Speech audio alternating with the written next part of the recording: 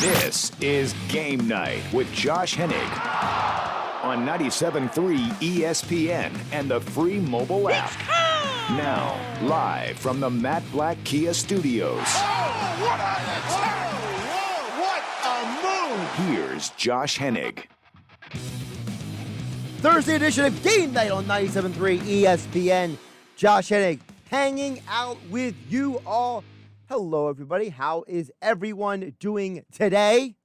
Live here in the Matt Black Kia Studios on 97.3 ESPN. Of course, the text board is open at 609-403-0973 to get on the conversation. 609-403-0973.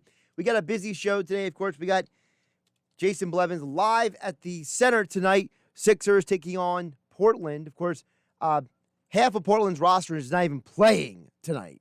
So that'll be an interesting conversation to have with Jay coming up in about roughly 38 minutes from now. We'll get in touch with him up at the center. ESPN radio host Ian Fitzsimmons. He's the co-host of Freddie and Fitzsimmons Monday through Friday nights here on 97.3 ESPN. We talked to Freddie Coleman on Tuesday. We got Ian Fitzsimmons today. Interesting conversation I had with him. We recorded it a little bit earlier about a couple different things. Super Bowl, what it's like for coaches, and the Eagles have a new quarterbacks coach. His name is Brian Johnson. Ian's got some interesting insights about Brian Johnson. You'll hear that in about 20 minutes from right now. Of course, we are live on Facebook, YouTube, and Twitter. Hello out there, world, watching the show here on 97.3 ESPN FM, at 97.3 ESPN on Facebook, YouTube, and Twitter. You want to get in touch with the show, just comment on Facebook, YouTube, and Twitter, or shoot a text to 609-403-0973 to get on the conversation. We cannot, though, proceed with this show without talking about the news, the Carson Wentz news that just came out of nowhere. It felt like today. And listen, there have been conversations about, well, what teams may or may not be interested in Wentz. Is anybody really going to call the Eagles? And then it felt like this morning, when this news initially dropped by Adam Kaplan and Jeff Mosher, then later furthered along by Ian Rappaport and Mike Garafolo. You can see the full report over at 97.3 ESPN.com right now. I didn't expect this much detail to come out, and it did. Usually when reports like this come out, there's not this much extensive reporting. But now we have a situation where sources say that teams are already calling the Eagles about Carson Wentz. And the reason why they're calling them is to, here's the quote, plot a roadmap for a potential trade. Plot a roadmap. That doesn't sound more like just let's have a conversation. That sounds like teams are planning on acquiring Carson Wentz. This is not some random report. This isn't somebody's not happy with their coach. This isn't just so-and-so is interviewing for a job. This literally is the Eagles taking real serious calls about the second overall pick from the 2016 NFL draft. Also part of the reporting from Adam Kaplan and Jeff Mosher was that some of the teams that are involved in wanting to get Carson Wentz were teams that couldn't get Matthew Stafford. Think about that for a minute.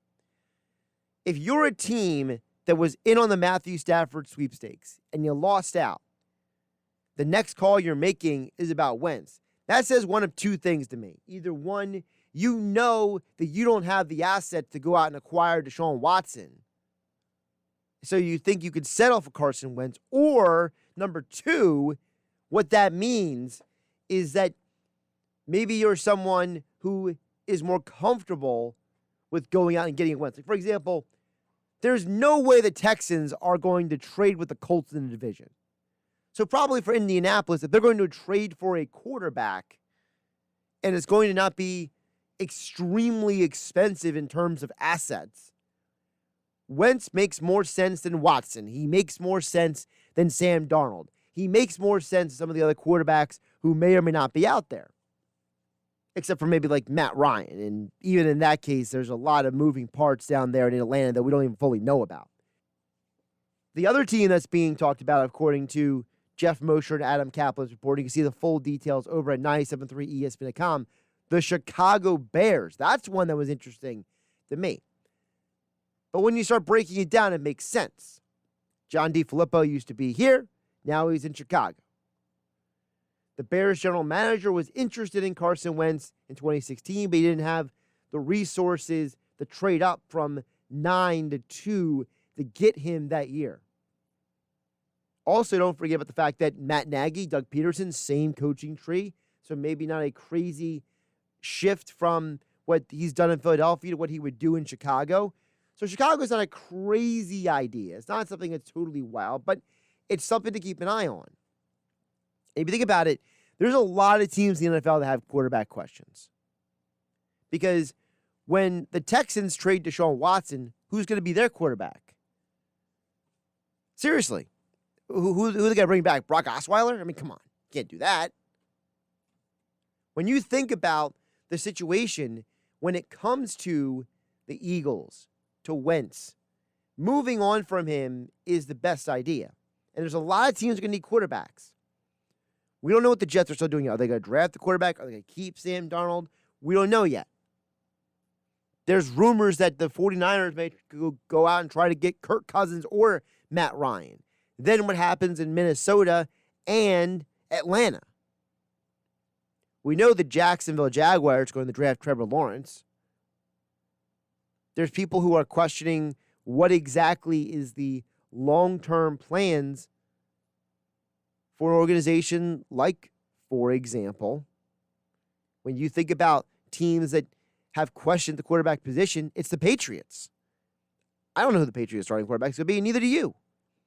If you tell me it's Jarrett Stidham, I'm just going to laugh at you probably, because I think Jarrett Stidham proved last year that he couldn't beat out Cam Newton in training camp, and Stidham had a couple of years under his belt in the Patriots offense. Cam Newton walks in the door and he's automatically the starting quarterback. If Stidham was such a great quarterback, he was such a great resource, then Cam Newton could have walked in there and started immediately. What if the Patriots come calling for Carson Wentz? There's a lot of teams to keep an eye on as we move forward. But again, the full report is over at 97.3 ESPN.com. And I think that I don't think Carson Wentz is going to be here. I really don't. I don't think Carson Wentz is going to be a Philadelphia Eagle next season.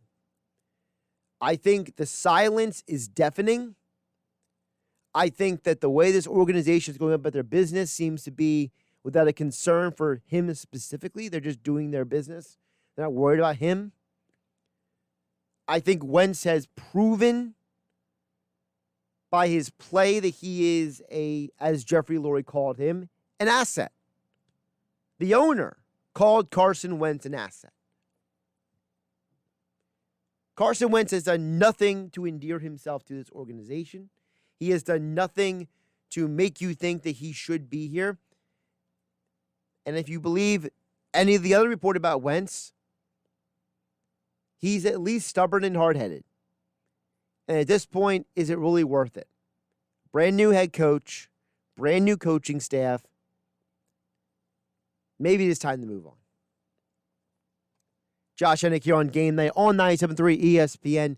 Coming up about 10 minutes from now, I'll be joined by ESPN radio host Ian Fitzsimmons. Then at 6:40 tonight, Jason Blevins, our 97.3 ESPN.com Sixers beat reporter, joins us live from the Center for Sixers and Portland preview right here on 97.3 ESPN. 609-403-0973 is the text board, 609-403-0973. We also live on Facebook, YouTube, and Twitter, just like Paul. You can comment to the show via Facebook, YouTube, Twitter. Paul Westcott is watching on Facebook. He says, the relationship is beyond repair. The fans are not behind him anymore. 2017 seems to be more like an outlier now. Trading Wentz is almost necessary, even with his outrageous contract, in order for the franchise to move forward and not fall into the cycle of becoming the Cleveland Browns. Well, Paul, first of all, thanks for watching the show. Thanks for listening and consuming the show. I'm just going to address the last part first. The Eagles are so far from becoming the Browns, it's not even funny. the Browns couldn't make the playoffs if their life depended on it. The Eagles made the playoffs 3 of the last 4 years. So I don't see how you would ever fall into a cycle of becoming the Browns unless you're the Detroit Lions and you just keep hiring and firing and hiring and firing people. So I think that the likelihood of you falling in a cycle is very far down the road. Even Chip Kelly and Ray Rhodes went to the postseason. Hugh Jackson couldn't do that. Now, the first part I 100% agree with. I think that this Wentz relationship with the Eagles is beyond repair. I think that there are fans who are behind him, but it's not the majority of fans. I think there's a contingent of fans who look at Wentz and they say, look, I want to see what Wentz could do without Doug Peterson. All right, fine. I'm not one of those fans. It's not me. The fact that Carson Wentz has taken zero responsibility for his play this year, the fact that Carson Wentz refuses to speak to the media, refuses to speak to anybody, tells me that this situation is just too far gone. Another former number 1 overall pick, Ryan Leaf, joined the Sports Bash earlier today. This is what Ryan Leaf said to Mike Gill and Hunter Brody when they asked him about Carson Wentz not speaking to anybody since the end of the season. You know, from what I know of Carson and having spent the time with him, he's the type of person that would do that. So if he hasn't, that goes against all things character driven by him. And if that's the case, there's a real problem. There is a real problem if that is the response we're getting from him right now. It is a real problem. Ryan's right. And he's a guy who's been in NFL locker rooms. He understands the system. So, Paul Westcott, you're right. Listen, this situation seems to be beyond repair, in my opinion. I know there are people who out there say, could they fix Wentz? Did they hire Sirianni for Wentz? The fact that Wentz has been completely silent about anything lately is disturbing. In an age full of social media where everyone has an opinion, everybody puts their opinions out there, even people whose opinion don't even matter, even people whose opinion have no facts or information behind it. Like, the random person can put their opinion out there. You're telling me that Carson Wentz can't clear the air on anything? Bad look. And concerning the contract, I still contend that for as outrageous as the contract is, if I'm the Eagles, I tell Wentz, look, we can move you to whatever team you want to go to. Here's a list of teams that are calling about you. But how about you make it a little bit easier for us to make that deal by renegotiating this contract? Now, there's no reports out there by anyone that Carson Wentz has demanded a trade. There is nobody reporting that. So it's not like Wentz is banging on the table saying, get me out of here. But Carson Wentz has to at least realize that the writing is on the wall. He has to have at least enough self-awareness to know that you can't keep going on like this. He has to have enough self-awareness to understand that you cannot be a successful NFL quarterback and function like this and still be a leader, still be a respected member of the locker room. We have heard from Jalen Hurts on multiple platforms this week. Multiple platforms. We've heard from Jalen Hurts on NFL Instagram Live and CBS Sports, and nothing from Wentz. To me, that makes Wentz look even worse. To me, that makes Wentz look even more foolish, even more out of touch, even more of a problem. I think that the Eagles have to move on from him. I don't know what the deal is going to be. I don't know what you can get for him. I know some people like Keyshawn Johnson on KJZ on ESPN Radio in the mornings think that, you can get a first-round pick for him. I hear other people say that you can't get a first-round. I don't care what you can get for him. To me, the priority of the Eagles should be what is best for the franchise. And in my opinion, what's best for the franchise is not going into training camp with a quarterback battle right now, because You have one quarterback who's invested in what's best for the organization, and you have another quarterback who is passive-aggressively selfish and won't actually talk to anybody about it. You know, there's things that psychologists call that stuff. You know what I mean? You know, that not talking to people, being silent, not wanting to address issues. There's psychoses people call for that. I'm not saying about Wentz, but I'm just saying.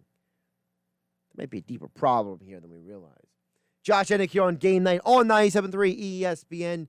We will get back to your messages on Facebook, YouTube, and Twitter a little bit later in the hour, along with your text at 609-403-0973. But coming up next, Ian Fitzsimmons, co-host of Freddie and Fitzsimmons, joins me next to get more into the Super Bowl, the Eagles hiring Brian Johnson, and more right here on Game Night on 97.3 ESPN FM, the 97.3 ESPN mobile app powered by First Bank of Sea City, live on Facebook, YouTube, and Twitter. And don't forget, Sixers versus Portland tonight at 8 o'clock on 97.3 ESPN. And Jason Blevins, our Sixers beat reporter, will join us coming up at 6:40 tonight. You're listening to Game Night with Josh Hennig on 97.3 ESPN and the free mobile app. Game Night here on 97.3 ESPN. Josh Hennig hanging out with you. Of course, it's Super Bowl week and another great opportunity to talk about football with my guest right now. He is the co-host of Freddie and Fitzsimmons. You heard Freddie Coleman on the other night. Now we got Ian Fitzsimmons on the show tonight here on 97.3 ESPN,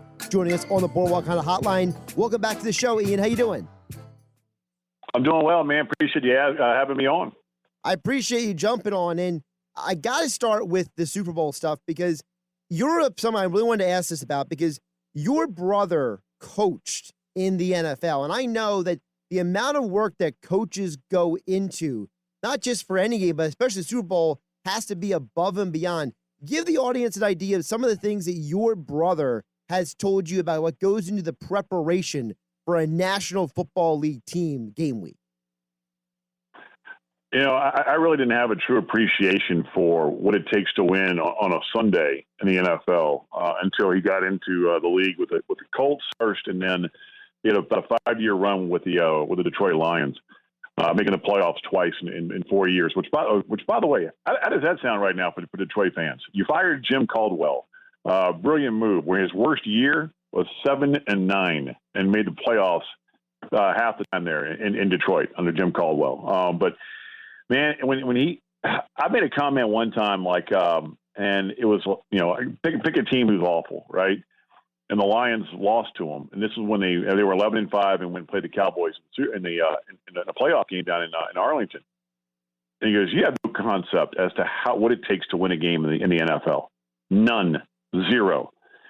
And it really got me to thinking. So I've called a couple of other guys that you know I know around the league who have coached in the league for a long time, from college to pros. They said, "Man, the difference in the pros is you've got a wife, you got 3 kids, right? You got the bad back, you got 2 dogs, you know, and especially during the holiday season. I mean, now you got the in-laws coming over, and you forgot to get the whipping cream for the pie or whatever, and you're running back. I mean, it's chaos. You have a normal life, but you're also trying to prepare to win a game on a Sunday. It ain't easy to do." And he said, when you lose to a, quote, bad team in the league, right, that team, those guys are on scholarship also. I mean, they're getting paid a lot of money to be in the NFL. That's something Urban Meyer talked about. Urban's like, man, I don't buy into a team. Let's use the New York Jets, for example, right? Urban's whole philosophy right now going to Jacksonville is, if you're on an NFL roster, you've got talent. It's our job to coach you up. Now, could the other team have better talent? Absolutely. It's just like when Ohio State plays, I don't know, pick a squad, Rutgers, right? But those guys, there's talent on every single team. And to win a game in the NFL is not easy. To win a playoff game, and this is something that this is what makes what Tom Brady has done so remarkable, incredible, almost unthinkable. This man has gone now 10 Super Bowls. 10. I don't know if people really have any idea how hard it is to get to 1 and then win 1. And this dude's going on number 7 if he takes home a Lombardi on Sunday.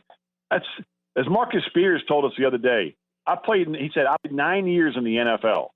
This dude's 2 Super Bowls away from as many seasons that I played in. I mean, it's unheard of, man. So to win a playoff game, it's hard. To get to a Super Bowl, it's incredibly difficult. To win one is, man, it's almost unthinkable.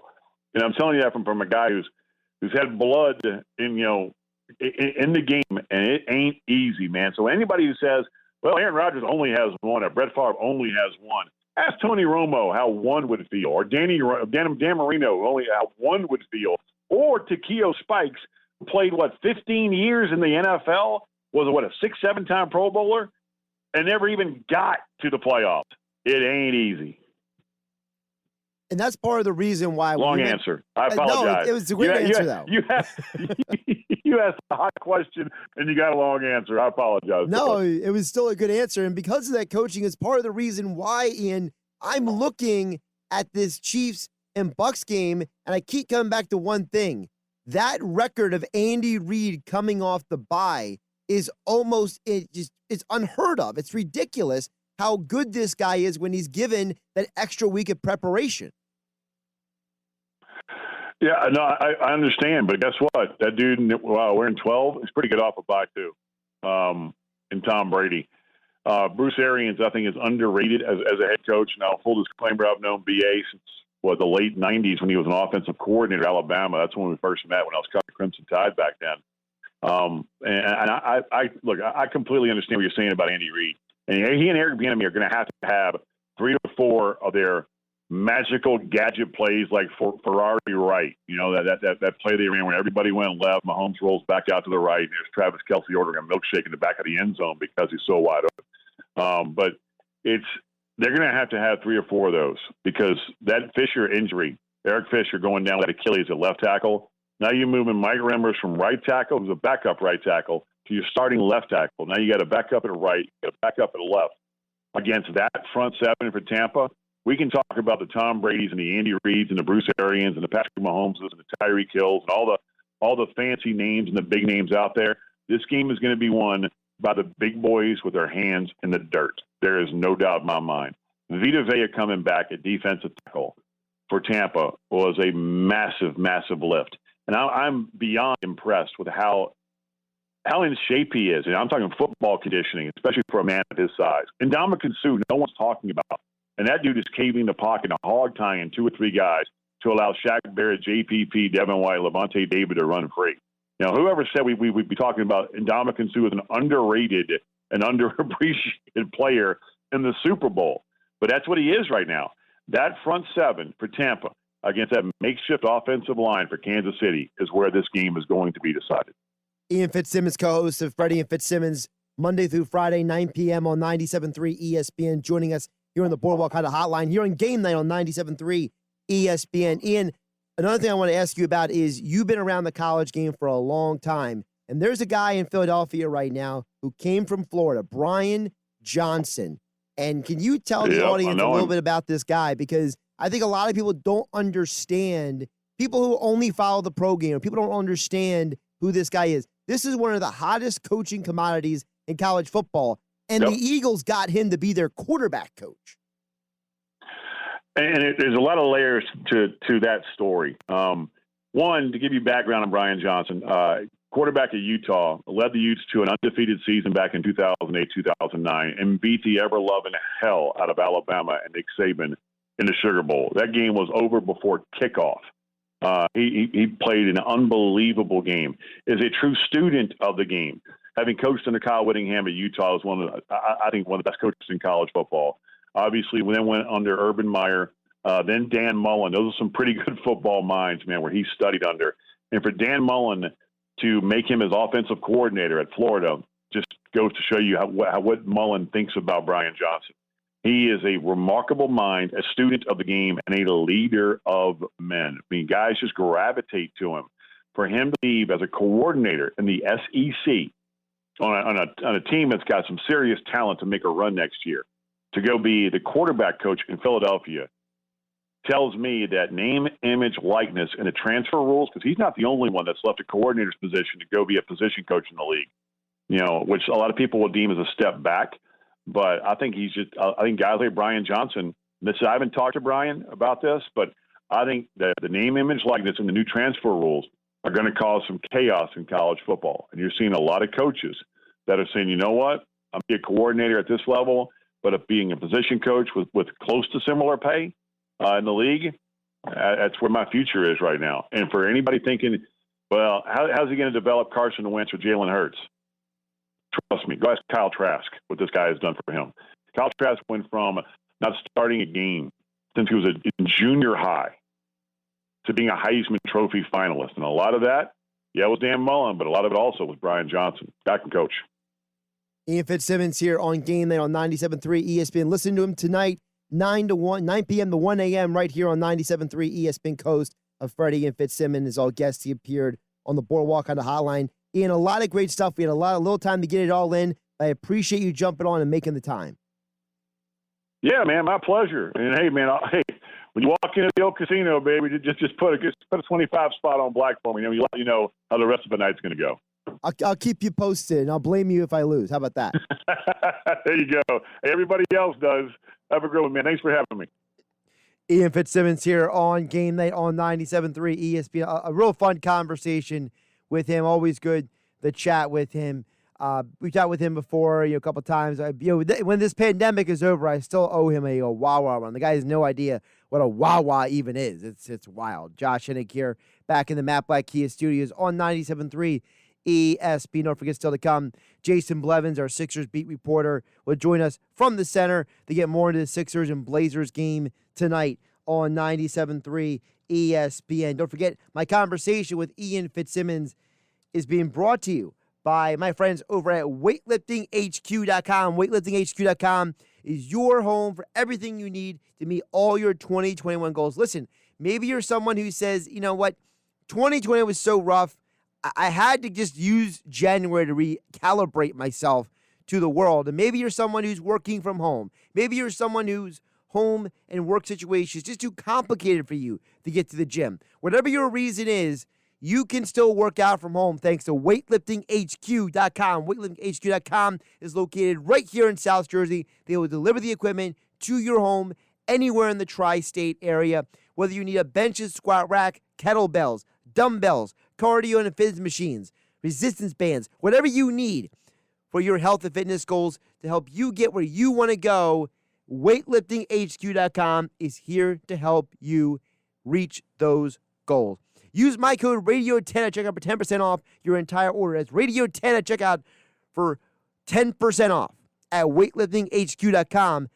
That's Radio10 at weightliftinghq.com.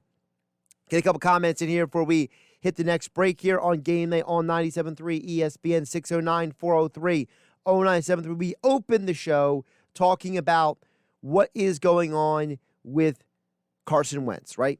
And so we got a text we got Kevin over in Dover chimes in on the text board at 609-403-0973. Kevin in Dover says, I used to be a Wentz supporter.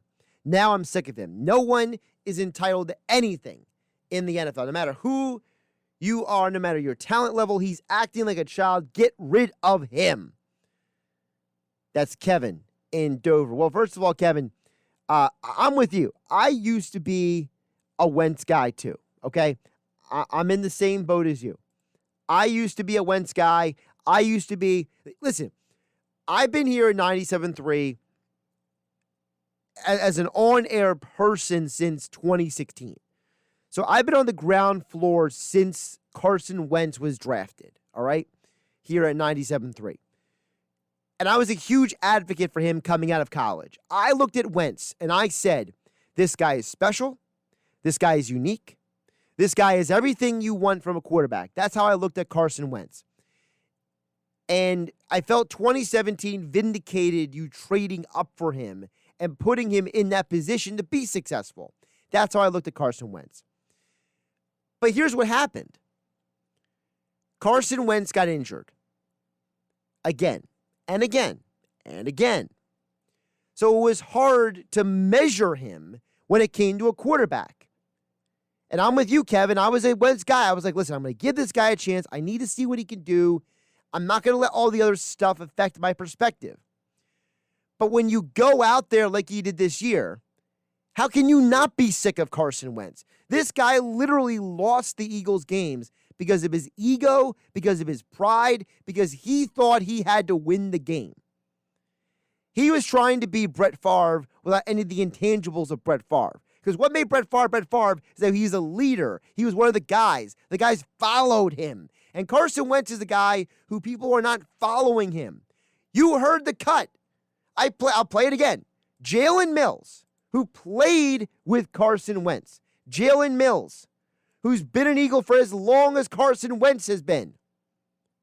This is what Jalen Mills said about Wentz and about Hurts. And we know that he didn't play up to that this year. He knows that, he's a fiery competitor. Wentz is a fiery competitor. He knows he lives with expectations. Oh, but wait, Mills goes on. A guy who wants to be perfect at everything that he does. And then you got a guy like Hurts who's, a leader, a guy who's won at Alabama, he won at Oklahoma, and then he came in and he had a really, really good rookie season. He's a leader. He is a winner. He had a really, really good rookie season. That's a guy who played on the team. That's not me. That's not Kevin from Dover. That's a player saying that. And I think that speaks volumes. All right, we're going to transition next year on Game Night on 97.3 ESPN. Jason Blevins, our 97.3 ESPN.com Sixers beat reporter, also covers the Sixers for the Painted Lions, will join us coming up next live from the center right here on Game Night on 97.3 ESPN FM and the 97.3 ESPN mobile app, powered by First Bank of Sea City, and live on Facebook, YouTube, and Twitter. Just follow 97.3 ESPN. Now, more Game Night with Josh Hennig on 97.3 ESPN and the free mobile app. Josh Hennig here on Game Night on 97.3 ESPN, 97.3 ESPN mobile app, and also live on Facebook, YouTube, and Twitter to get on the conversation.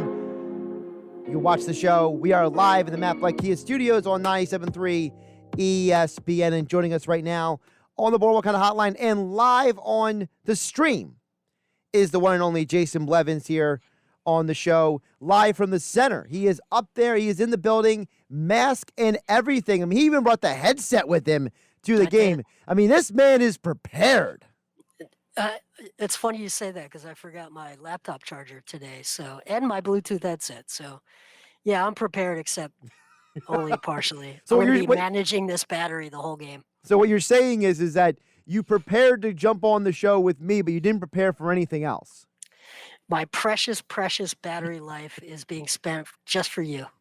What are you at, 90% right now? I'm afraid to look. Well, Jason, we won't keep you too long so we don't burn too much of your battery life, because you do got to cover the game up there at the center tonight. But I did want to start with, basically, Portland decided that everyone is not playing tonight. Now, that's a bit of an exaggeration, but the list, for those who don't know, includes Lillard, Jones, Little. We already know that Collins and Nurkic are not playing in McCollum. So I think it's basically just going to be Gary Trent, Carmelo Anthony, and they might need you to come off the bench.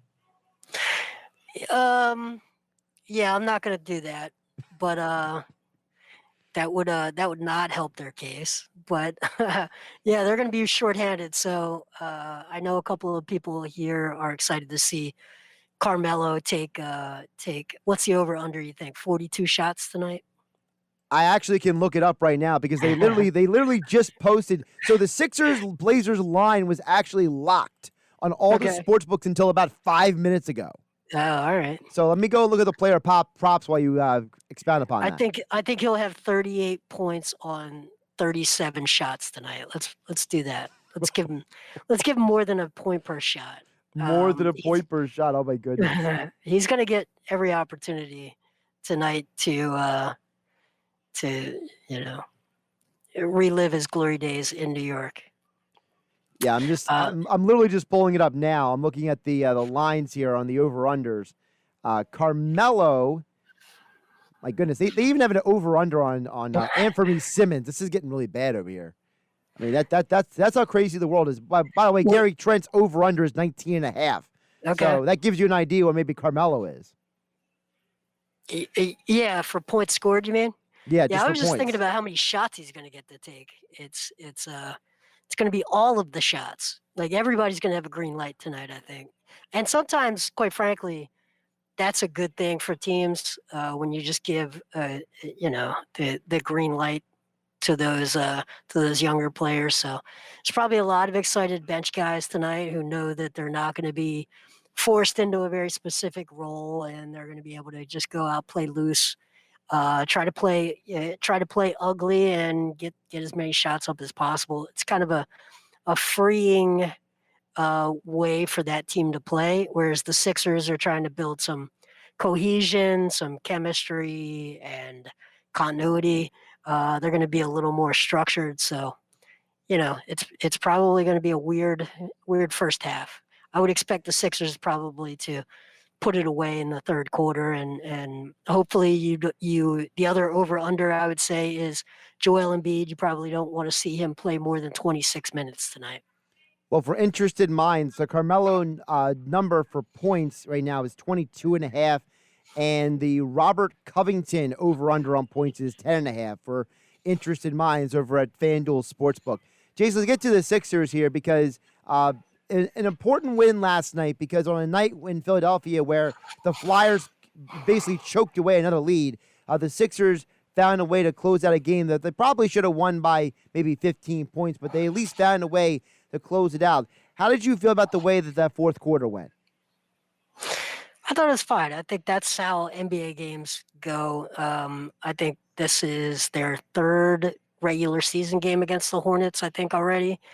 And the other two are in a homestand here. And both of those games were comfortable. And then the Hornets were able to turn the Sixers over and make it uncomfortable. Last night was a little more Hornets making some shots. Home team's going to make some shots. So to me, it never felt like a game that was in any serious danger of slipping away.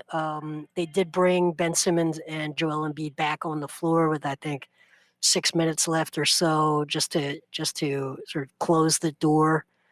But to me, it was just one of those professional road wins, which they're starting to put together now, which they weren't doing last year. You used the phrase professional road wins. I like that phrase because I think it's a reflection of the maturity of Joel, the growth of this team, and also the fact that you have a coaching staff with the amount of experience and depth. I feel like it's the team just feels more well-rounded. Is that fair to say? It's interesting because I think of this team more as it is well-rounded as a unit, but it's very much like an Italian race car where all the parts, when put together, are beautiful. It hums like a thing of beauty, but you remove a couple of parts and all of a sudden it gets real clunky. And we'll see tonight with Ben Simmons being out if that's clunky. I think Ben Simmons hurts them more on defense than he does offensively. They can just go to a bit of a slower pace, run more half court, dump it into Joel more, and play out of that. So I think it hurts them more late in games when Ben Simmons is such a fantastic defender late in games. But they are well-rounded when they're all together. I think they have all of the elements of an elite team. Jason Blevins joining us here live from the center right here on GameNight on 97.3 ESPN. Make sure you follow him on Twitter at JBlevins NBA for all your Sixers and NBA coverage. Check out all of his work over at 97.3ESPN.com, live on the Facebook, YouTube, and Twitter streams with the mask, with the headset, all equipped for the game tonight at the center. The other thing I'm interested about this game is I know that there's a question, not by me, but there are people in the fan base who have this question, Jay, and that is people say, well, they're playing the Nets on Saturday, or they may be overlooking the Blazers. People are worried that maybe that they're not going to come out there and try to finish the game. What is your response to people who are saying stuff like that? Well, I think a calf thing is something you want to rest to make sure it's ready. So the player's health comes first. You don't want a 70% Ben Simmons on Saturday night. You are looking at a team that's going to play loose and fast tonight. But one of the other things with a with an inexperienced team of backups is the injury risk for your players actually goes up a little bit because just guys are less predictable and bodies can hit the floor more often. So I don't. You expect to win the game. You expect it to be weird and ugly at times. You got sort of a summer league roster on one side in some senses, and a team that is well oiled in the other sense. But at some point, you just have to expect that your offense dissects the other team's defense once they get adjusted to the sort of wildness that you might see. So, yeah, to me, it's a good opportunity to rest anyone who's not 100%. Jason, I know we're going to try to save your battery life here, but I got one more before I let you go here. I got to ask you about Tobias because, this is a guy who I think is playing at an incredibly high level. And it's not just the point scoring because he's averaging 22 points since he returned from the COVID protocols, but it's the fact that he's shooting 46% from three, over 52% from the field. His efficiency has gotten so much better, and he looks like a new player almost at times. I love the attitude. I love the intensity from him, and it's amazing to see his growth from when he was first acquired by the Sixers to the player that he's become now. Yeah, it is, and I think everybody should go and vote for him to be an all-star. Yep. If nothing else, than to acknowledge the hot start that he's gotten off to, and the way that he's turned around his vibes with the fan base and with the team. So does he continue to shoot 45+% from three for the rest of the year? Probably not. But he's playing fast. He's playing decisively. He's not overthinking things. He's taking exactly what this offense creates, which is those downhill lanes, and he is making every undisciplined defensive team pay for being undisciplined, and that's all great stuff. Now we have to see when you get into the playoffs, when you have very disciplined defensive teams, how much of that translates. And I think a lot of that, and I've said it before, a lot of that is a function of how well pieces like Curry and Embiid are playing with each other, creating those lanes for Tobias and those open shots. So, I don't expect him to shoot 46, 48% or whatever it is from three for the rest of the year.